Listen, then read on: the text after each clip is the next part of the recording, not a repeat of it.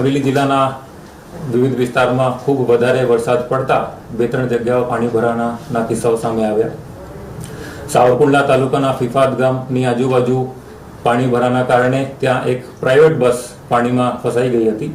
એ private બસની અંદર 6 લોકો સવાર હતા.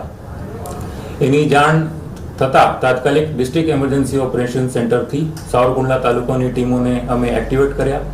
એસડીએમ સાવરકુંડલાને પણ સ્થળ ઉપર મોકલ્યા. ફિફાદ ગામની તરફથી અને અન્ય સાઇટ ગારિયાધાર તરફથી પણ રેસ્ક્યુ ઓપરેશન જે છે એ ચાલુ કરવામાં આવ્યું. બસની અંદર જે માણસો સવાર હતા એની તરફથી ઇન્ફોર્મેશન મળતા કે પાણી વધી રહ્યું છે.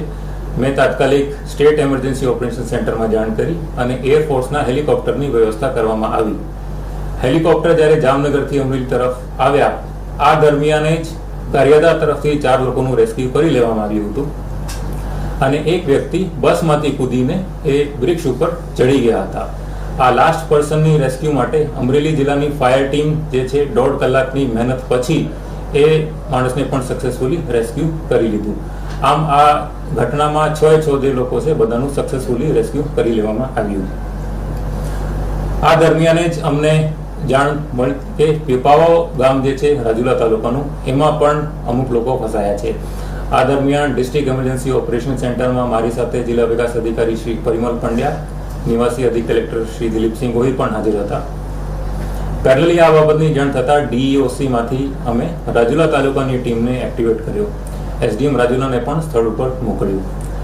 જ્યારે ડીઈઓસીમાંથી કોસ્ટગાર્ડ ઇન્ડિયન કોસ્ટગાર્ડની જાણ કરી તાત્કાલિક ઇન્ડિયન કોસ્ટગાર્ડની ટીમ આ સ્થળ ઉપર જવા માટે રવાના થઈ અને કોસ્ટગાર્ડની ટીમની જે બોટ છે એમના 3 ફેરા કરીને તમામ 24 લોકોને આ પીપાવ ગામની સીમમાંથી લઈને વિક્ટર ગામની શાળામાં રેસ્ક્યુ કરી લેવામાં આવ્યું.